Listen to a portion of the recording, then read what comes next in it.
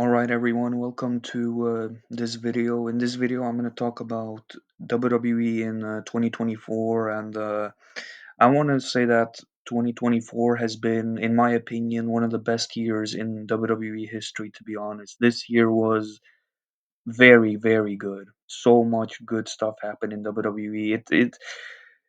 In my opinion, it was probably even better than 2023, even though I think 2023 was also very, very good. We had great moments last year also, but 2024 was on a whole other level.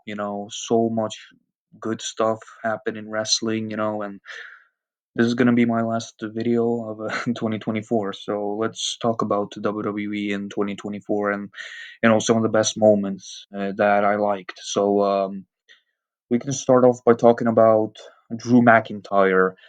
Man, Drew McIntyre was, in my opinion, the or I think I'm gonna make tomorrow like the a video about who I think were the top 10 best wrestlers of 2024 because I do that every year. But damn, man, but I want to like just talk about Drew McIntyre like for now because I really want to give Drew McIntyre his flowers because man, 2024 Drew McIntyre was so entertaining, was so awesome. Like, in my opinion, Drew McIntyre was the real face of Monday Night Raw this year. Some people would say it was Damian Priest or Gunther, but in my opinion, it was Drew McIntyre who was the face of Raw. Just like Cody Rhodes, in my opinion, was the face of Smack, or not just my opinion, it was Cody Rhodes who was the face of SmackDown. But in my opinion, the true face of Monday Night Raw this year was Drew McIntyre. He was so entertaining.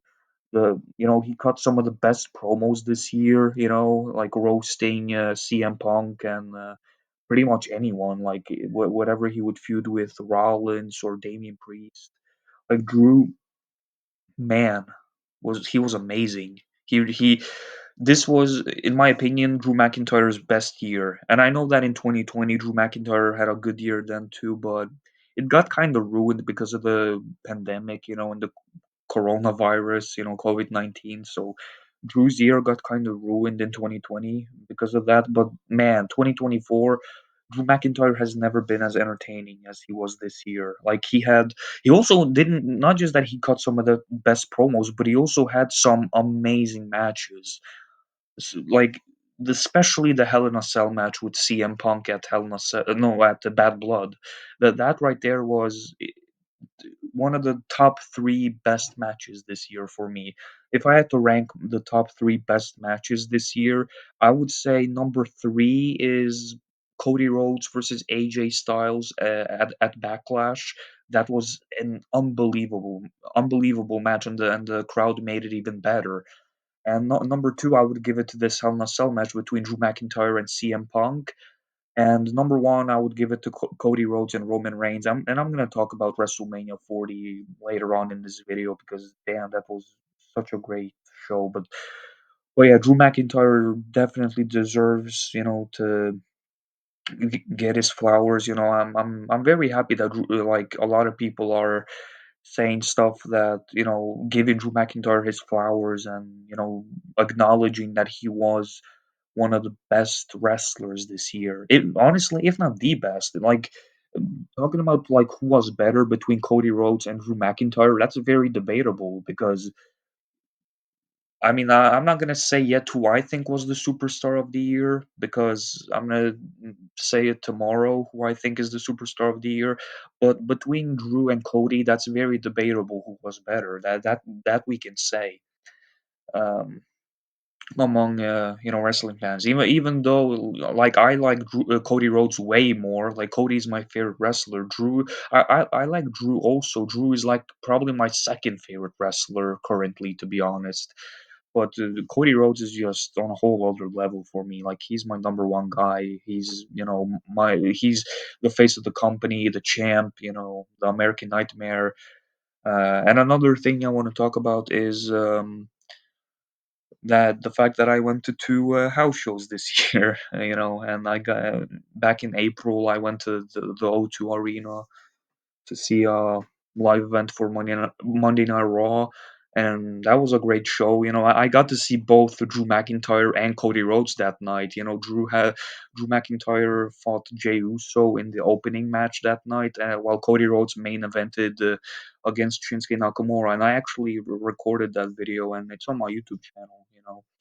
And and then I and then just and very recently I went to a another house show, but this time it was for SmackDown, and it was in Dublin, Ireland, the Three Arena. By the way, that's the same arena where Seth Rollins broke his knee back in 2015. That was the same arena where he fought Kane at a live event and broke his knee or tore his ACL, I believe. So yeah, that right there. But the best thing about that night was that I got an autograph from Cody Rhodes. I after Cody Rhodes kicked Solo Sikoa's ass in a street fight, I went over to Cody Rhodes with a sign that said something like, "I traveled I don't know how many miles to see Cody." I don't remember how many miles I wrote, but I do have that sign, at my other house. But I said, and I also, also said that Cody Rhodes is the best, Cody Rhodes the champ, and stuff like that. And Cody Rhodes saw it actually, and he decided to grab a marker and sign my autograph. And then one thing I gotta say about Cody, damn, like he smelled a bit sweaty. I mean, I know he was, he was all in the ring for like 10 minutes, wrestling. So obviously he's gonna be sweaty and he's gonna also smell like sweat, but damn, like for a guy who used to call himself dashing, that's kind of weird, that a guy would smell like that. But I didn't care, man. I was just happy to get this autograph from Cody. That was honestly probably the highlight of my 2024.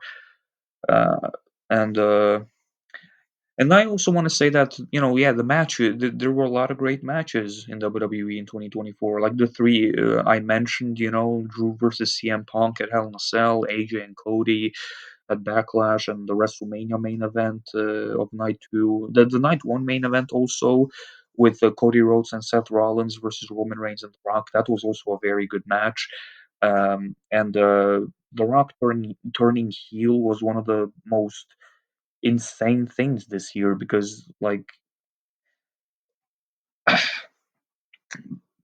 think that The Rock is this legend and this bona fide Hall of Famer. He's arguably the greatest wrestler of all time, even though I don't think he is. I think Stone Cold Steve Austin and The Undertaker are both better than The Rock, way better. I would even say John Cena is better than The Rock.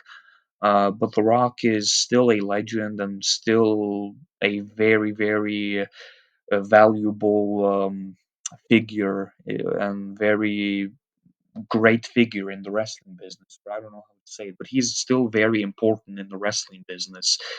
And The Rock, the final boss gimmick was very special. He brought back the Hollywood Rock theme song from 2003, just without the helicopter intro, which I think it would have been better if he did that because The Rock's theme song is that it starts off with his original theme, or not his original themes, but the theme song he used to use for like the last 10 years, and then it slowly turns into the Hollywood Rock theme song. But one thing I want to say about The Rock is also that no matter how great he is, uh, what he tried to do this year to Cody Rhodes to try to steal his spotlight, I still don't like it, and I still think The Rock is a egoistical son of a bitch. And the fact that he might not be at WrestleMania 41, because I've heard rumors that The Rock might not even be at WrestleMania to face Cody Rhodes or Roman Reigns or whoever they were planning. Uh, if that's the case, then The Rock is a selfish bitch, and I fucking hate him. So yeah, screw The Rock. Because right now I've heard that they have a plan B for both Cody Rhodes and Roman Reigns. That they're gonna have Cody Rhodes fight John Cena and have Roman Reigns fight CM Punk. Um, I mean, those are two great matches, and I would definitely love to see them both. But uh, But I mean, like, come on, like The Rock literally said that when he comes back, he's gonna come for Cody, and he's so what? Like The Rock's not even gonna be at WrestleMania, or if he will, like I hope he will be, but whatever. And of course, also want to talk about the best moment of 2024 in WWE. Cody Rhodes finishing the story. That match at WrestleMania 40 was the best main event in WrestleMania history, in my opinion. That not just because of the in ring, but also because of the moment. It was such a moment, man. Like it felt like Avengers Endgame because WrestleMania 30. So yeah, like I was saying, Avengers Endgame, or I mean, WrestleMania 39 felt like Avengers Infinity War because Cody Rhodes didn't finish the story then, but 1 year later he finishes the story. Best main event in WrestleMania history, man. So, you also had these epic returns from, John Cena and The Undertaker. Dude, John Cena and The Rock standing face to face in the ring was definitely a unforgettable moment. And The Undertaker doing a choke slam on The Rock, also a very unforgettable moment. Roman Reigns hitting Seth Rollins with a chair as revenge. That would have been a way more powerful moment if it didn't happen already, because that literally happened at the Royal Rumble in 2022. But I guess Roman just had to do it again. And of course, Cody Rhodes hitting the three crossroads on Roman Reigns and finishing the story. Best wrestling moment of all time, in my opinion. That moment made me honestly pretty emotional, and yeah, it's not very often that wrestling does that to me, but that moment definitely did. So yeah, then this was honestly just a little video I wanted to make before the year is over, because 2024 is over in like no, under 8 hours, because the clock now is 16:17 in my country. So yeah, this was a great year, very good. I really liked it, and I'm hoping 2025 is going to be as good or even better, because they're going to start off strong with that Netflix Raw, because the Raw on Netflix on January 6th, it looks very stacked, and it looks like it's going to be amazing. So I'm looking forward to it. So yeah, thanks for watching. This was a great year. Peace out. Subscribe, like, and peace out, and happy New Year.